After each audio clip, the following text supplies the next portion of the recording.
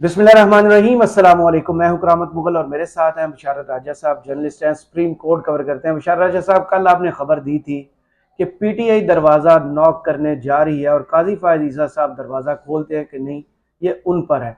शेर अफजल मरवत लेके गए हैं पिटीशन के, धांधली हुई है और उनकी सीटें भी चोरी हुई हैं। पिटीशन में क्या है और क्या आईनी दरख्वास्त में लिखा है, क्या बेसिक उन्होंने कानूनी नुकात काजी साहब के सामने रखे हैं कि वो मान जाएं कि इस मुल्क में धांधली हुई है। बिस्मिल्लाहिर्रहमानिर्रहीम। बहुत शुक्रिया मुगल साहब। कल ही मैंने इसका जिक्र किया, खबर दी थी और आपके प्रोग्राम में ये कहा था।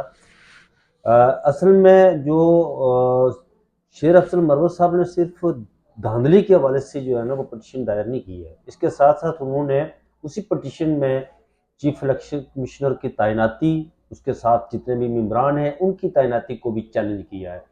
उसके साथ जो कमिश्नर रावलपिंडी ने जो प्रेस कॉन्फ्रेंस की थी, उसके बाद जो कमेटी बनी थी इलेक्शन कमीशन के अंदर से कि उसकी तहकीकात करें, उसको इन्वेस्टिगेट करें कि आया हकीकत क्या थी, उसको भी चैलेंज किया है शेर अफजल मरवत ने। शेर अफजल मरवत ने जो, बल्कि पाकिस्तान तहरीक इंसाफ कह लें आप, उन्होंने इस पटिशन में ये इस्तदाद की है अदालत से, ये कहा है कि हुकूमत बनाने से रोका जाए, नोटिफिकेशन जो हल्फ उठाने से रोका जाए मेम्बरान असम्बली को तावक्ते के इस पर। अच्छा, उन्होंने एक उसमें ये इस्तदाद की अदालत से कि वजारत दाखिला कि अच्छा, ये वजारत दाखिला जब मैंने वो देखा इंटरियम मिनिस्ट्री का, तो मैंने कहा कि वजारत दाखिला क्यों उन्होंने जजेस पर क्यों नहीं कहा कि आला अदलिया जजेस की एक कमेटी बनाकर, कमीशन बनाकर उसकी इंक्वायरी करवाएं। जैसे इमरान ने खत लिखा है कि हाँ, आईएमएफ ऑडिट करवाया, लेकिन सुप्रीम कोर्ट की सुपरविजन में, लेकिन उन्होंने वजारत दाखिला को इसमें कहा कि वजारत दाखिला की निगरानी जो है ना वो इसकी तहकीकात करवाई जाए। जो फॉर्म 45 और 47 और कंसल्टेशन के हवाले से सारी वो तो उन्होंने उठाई है। लेकिन मेरे ख्याल में मेरी जो अंडरस्टैंडिंग है वो ये है कि सुप्रीम कोर्ट ने जो पहले फैसले दिए ना, शायद उसकी वजह से उन्होंने वजारत दाखिला को कहा है कि वो करें। काजी साहब देखते हैं कि आप इस मामले पर क्या करते हैं कि अगर उनके माजी के ट्रैक रिकॉर्ड को देखा जाए, जिस तरह उन्होंने एक पिटिशन तहरीक इंसाफ की यहाँ पर पहले भी पड़ी हुई है, कोई तकरीबन 1 महीना लगभग हो गया उसको, जो सुप्रीम कोर्ट ने जो फैसला दिया था बल्ले वाले निशान पर, उसकी रिव्यू इन्होंने दायर की थी पिटिशन, लेकिन उसको अभी तक नंबर नहीं लगा। मैं रोजाना जाता हूँ सुप्रीम कोर्ट में, पूछता हूँ, पता करता हूँ जाकर के वो कहाँ पड़ी हुई। मेरे ख्याल में वो कहीं वो जो साथ होती है फाइल्स होती हैं, वो उनको संतखाने में रखने या तहखाने में रखने की जो रद्दी की टोकरी होती है, ऊपर पीटीए लिखा होगा, उसके शायद वो के कहीं बहुत नीचे पड़ी हो। लेकिन मैं समझता हूँ कि कल भी मैंने कहा था और आज भी मैं ये कह रहा हूँ कि मुझे ये लग रहा है कि ये इस पिटीशन को नंबर लग जाएगा और ये पिटीशन जो है ना वो काजी साहब इसको टेकअप करेंगे। लेकिन देखना यह है कि इसके लिए बेंच कौन सा बनाते हैं। काजी साहब ने जो फैसला दिया, आप देखिए काजी साहब पर इल्ज़ाम तो लग चुके हैं ना, बहुत डर भी लगता है, यहाँ पर कमेटियाँ बहुत बनती हैं, लोगों को उठाया भी जाता है, लेकिन बात हक की करनी चाहिए ना। अगर बंदा हक की बात ना करे तो उसे साबित करने का कोई हक ही नहीं रखता, वो फिर वो जाए घर बैठे आराम से गिद्दड़ बनकर इंसान को जिंदगी नहीं गुजारनी चाहिए। पिछली जो दरख्वास्त है ब्रिगेडियर अली मोहम्मद खान, मैं इसी तरफ जा रहा हूँ कि जिस तरह चीफ जस्टिस पर इल्जाम लग गए थे पिछली दफा पर, खुद ही बेंच का वो सरबराह बन गए थे, उनके साथ वो उसमें जिक्र नहीं किया था कि उन पर इल्जाम लगे। उनने मीडिया से जब टॉक की थी फिर जवाब दिया था, उसका जवाब दिया था। लेकिन अब देखे, आपको याद होगा कि इफ्तिखार चौधरी के दौर में उनके बेटे पर करप्शन के हवाले से जो चार्ज हुआ था मलक रियाज केस में, तो उसमें पहले मलक चौधरी, इफ्तिखार मोहम्मद चौधरी साहब खुद जो है उसके सरबराह बन के उसको उन्होंने टेकअप किया मामला, लेकिन उन पर तनकीद जब हुई तो वो बेंच से अलग हो गए थे। और तकाजा यही है कि जिस पर इल्जाम लगे, ये नहीं होना चाहिए कि कमिश्नर, जिस तरह चीफ इलेक्शन कमिश्नर पर कमिश्नर रावलपिंडी ने इल्जाम लगाए, उन्होंने कमेटी बना दी, अपने जो महतात लोग हैं उन पर ही कमेटी बना दी जनाब कि आप तहकीकात करें जी कि आया इसने जो कहा है वो सच कहा है या नहीं कहा है। मुगल साहब, मैं एबीएन में काम करता हूँ, मेरा अगर कोई मामला होता है, मैं किसी पर इल्जाम लगाता हूँ तो मेरा बॉस जो है वो कहे जी के अपने निगरानी में कमेटी खुद बना ले के जनाब, ये नहीं होता है ऐसे। बहरहाल ये है कि नहीं, एक समात में तो काजी साहब मोहतरमुल मकाम ने खुद पूछा था ये जीआईटी होती क्या है, ये बनती कैसे है। नहीं, वो तो ठीक है ना, ये अभी तो पिछली समात में भी उन्होंने कहा था, जी जो एक हफ्ता पहले समात हुई थी यहाँ पर एक जेआईटी के हवाले से जब मामला चला था तो उन्होंने उस वक्त कहा था। हैरानी का लेकिन जो इजहार बेंच किया था। बनेगा ना इसमें, हाँ उसको वो देखना पड़ेगा कि बेंच कौन सा बनाते हैं। मैंने कल भी कहा था और आज भी कह रहा हूँ कि चीफ जस्टिस काजी फाजिल साहब को इस तरह के जितने भी केसेस हैं जो कंट्रोवर्सी होती है, जिसमें वो जिस पर पहले से बहुत से इल्जामात हैं, वो तहरीक इंसाफ की तरफ से भी लगाए गए, और भी लोगों ने बहुत इल्जामात सारे, है या हिस्ट्री है। नहीं वो तारीख का हिस्सा तो है। बनने वाला केस आप देख लें, लेवल प्लेइंग फील्ड वाला देख लें, साइफर पे जब जमानती हुई उसके बाद माहौल देख बहुत लें। साहब मैं अतर मिनिल्ला साहब देखे किधर गए, इल्जामात तो नहीं नहीं है, ये उसको तो उसको चीजें हैं, रियलिटी। आप छोड़ दें, बाकी मामला मैं को छोड़ छोड़ दें, दूं। मैं बल्ले वाले मामले पे बात करता हूँ ना। बल्ले वाले मामले का जब उन्होंने फैसला दिया तो अगले आधे घंटे में जिस तरह उस फैसले की अभी जो साथियों को नोटिस हुए हैं वो उसी पर हो रहे हैं ना, साथियों को नोटिस उस पर जो तनकीद हुई अभी अब सिलसिला चल रहा है। सिलसिला चल रहा है ना। मैं सुप्रीम कोर्ट बार के प्रेसिडेंट के पास गया तो मैंने कहा जी कि आपने ये क्या किया हमारे साथ, शहजाद शोको साहब के पास। तो उन्होंने कहा जी कि आप लोगों ने तनकीद, मैंने कहा जी कि तब जज कोई फैसला देता है वो अपनी सिग्नेचर कर देता है, तो जब वो उसके बाद पब्लिकली हो जाता है ना तो पब्लिक उस पर क्रिटिसिज्म करने का हक रखती है। काजी साहब ने आपसे खिताब किया जो हाँ जर्नलिस्ट से हाँ, था, फिर अतर मिल्ला साहब ने किया, उन्होंने क्या कहा कि इससे डरना नहीं जज को चाहिए। नहीं डरना तनकीद से चाहिए, क्यों डरे जज। तनकीद से वो तो तनकीद से इस्लाह का पहलू निकलता है ना जी, लेकिन पता नहीं। और फैसलों पर तो तनकीद आई अब नहीं। यहाँ बाजी में देखे तो justice Umar Ata Bandial, justice Munib Akhtar, justice Mazahar Naqvi, justice Ijaz ul Hassan पर इतनी तनकीद हुई, उनकी फैमिली को बीच जस्टिस घसीटा आयशा गया मलिक के खिलाफ। आयशा मलिक के खिलाफ। लेकिन यार उनका बड़ा ज़र्फ था उन जजेस का ना, कि वो उन्होंने वो तनकीद के जो वार है ना, वो तनकीद बड़ा इसलाह हो तो एक अलग बात है, लेकिन फैमिली को बीच में घसीटा गया तो उन्होंने वो वार सह लिए। लेकिन काजी साहब का यहाँ पर मामला थोड़ा सा डिफरेंट है। काजी साहब सामने वो हैं। शॉर्ट टेम्पर्ड है मेरे ख्याल में, आई थिंक सो, और जिसकी वजह से वो भड़क उठते हैं जब उनका तनकीद की जाती है। अब भड़क उठते एक अच्छा लफ्ज इस्तेमाल किया, उर्दू का लफ्ज है ये। नहीं, भड़क उठते हैं अच्छा है, लेकिन सरदार लफ्ज अच्छा नहीं है, सर लफ्ज अच्छा नहीं है, अदालत आलिया अच्छा नहीं है, हाफिज साहब नाम के साथ क्यों लगाते हैं, ये अच्छा नहीं है। कल उन्होंने हाफिज साहब को जब ये केस था सीडीए वाला और पब्लिक वाइल्ड लाइफ वाला, उसमें हाफिज साहब को उन्होंने मुखातब किया। हाफिज अरफात साहब खुद कहा उन्होंने कल, मुआवनत के लिए था ना उस वक्त, हाँ जरूरत थी। उस वक्त। हालांकि नहीं, हाफिज अरफात बड़ा सीजन किस्म का ये जो है वो लायर है, ये बड़े नमवर वकील है। इन्हीं हाफिज अरफात साहब को उन्होंने कहा था कि आपने अपने नाम के साथ हाफिज क्यों लिखा हुआ है, उस वक्त ये कहा था। और कल ही उन्होंने हाफिज उन्हें कहा हाफिज मुंशी साहब क्यों होता है, ये तो उनका सरदार थोड़ा क्यों सा लिखते हैं, वो तो उनकी हिस्ट्री है। बात आ जाए फिर दरख्वास्त पे।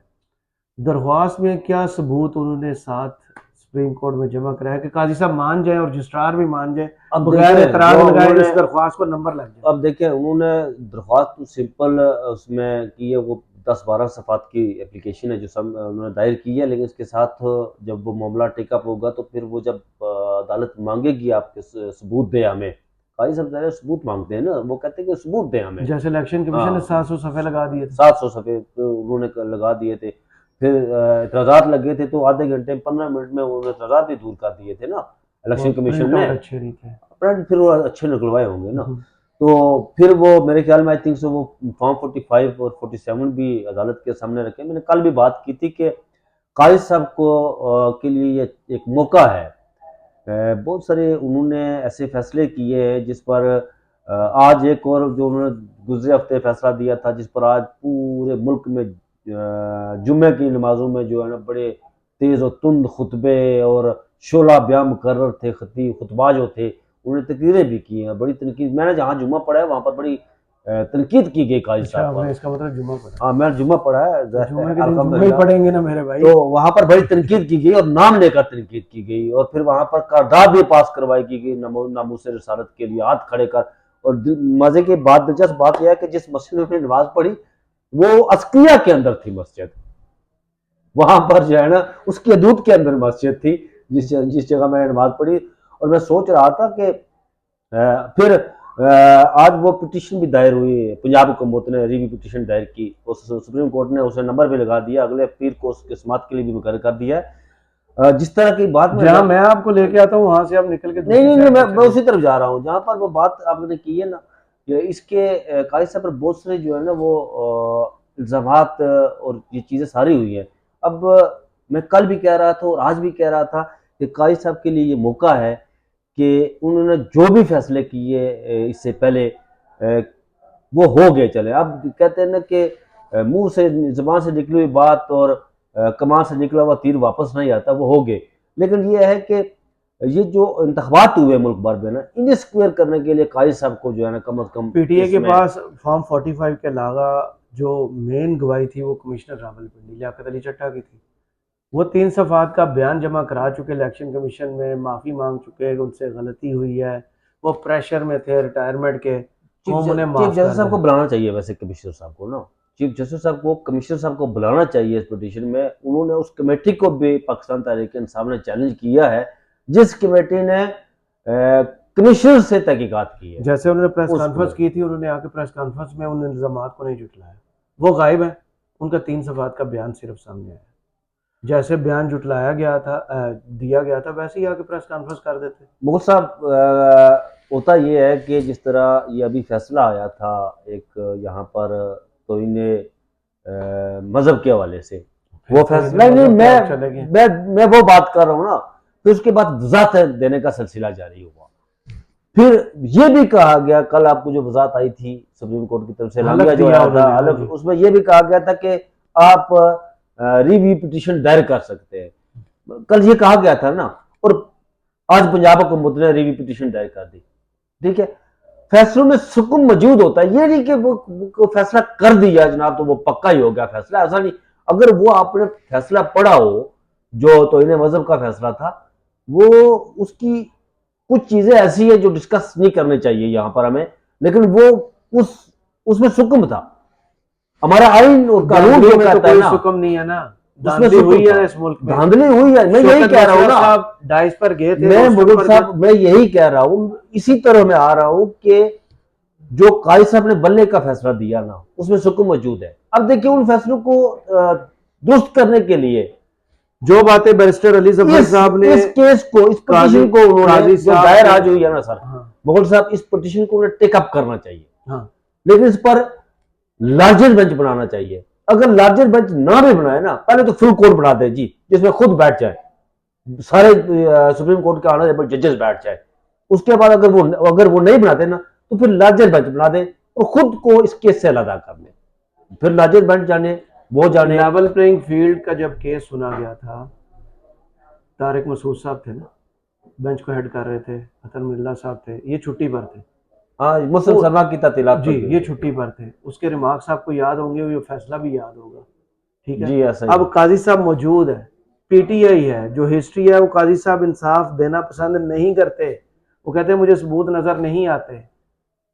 अब ये फिर मश्क जो है वो यार, मुझे मुगल साहब आप बार बार सबूतों की बात करते हैं। मैं पहले भी अर्ज कर चुका हूं आपसे कि सबूत सीधे और साफ है, कोई बहुत बड़ी रॉकेट साइंस नहीं है।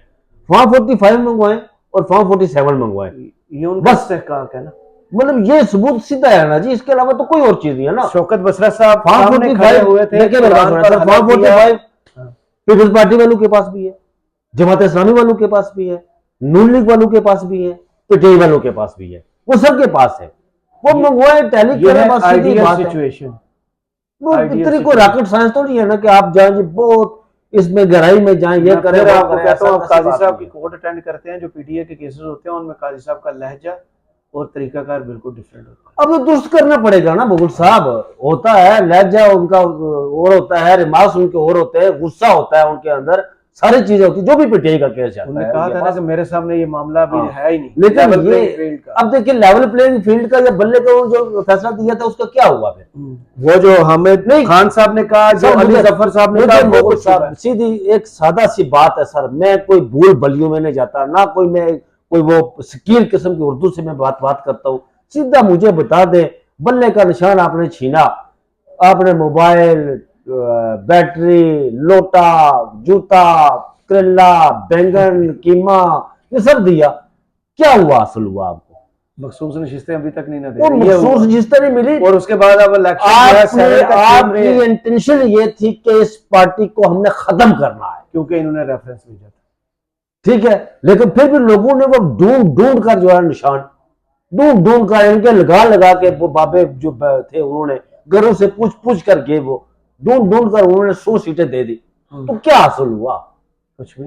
ये मतलब ऐसा तो नहीं होना चाहिए ना, मतलब सारा कुछ करने के बावजूद ना आपने उन्हें जलसे करने दे। अब एक लाइन में बता दें, पिटीशन लग गई सामने, काजी साहब का फैसला क्या है?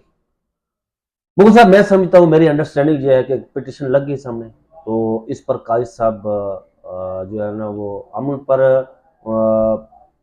तनकीद नहीं करते, लेकिन यह है कि मैं मुस्बत सोच रखनी चाहिए, अप्रोच रखनी चाहिए।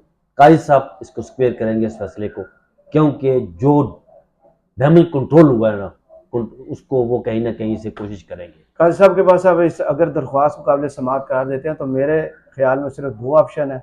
या तो वो कहेंगे इस मुल्क में धांधली हुई नहीं, सिर्फ शफाफ इलेक्शन हुए हैं, या वो कह देंगे धांधली ज़्यादा इलेक्शन है, तो हम इनके नताइज को मुस्तरद करते हैं। ये ना हो कि दोबारा इलेक्शन नहीं, वो मुस्तरद करते हैं नहीं। हाँ, वो मेरे ख्याल में थिंक सो वो जो मैंने कल भी बात की थी कि इलेक्शन ट्रिब्यूनल जो बने हैं ना उनको वो लिमिट देंगे, उनको बाउंड करेंगे, इतनी बाउंड करेंगे। जहां इस्लामाबाद की तीनों सीटों पर आपने नोटिफिकेशन देखा है, लाहौर की सीटों पर नोटिफिकेशन देखा है, उसके बाद अभी अगर आपको उम्मीद है तो मैं आपकी अजमत को सलाम पेश करता हूँ।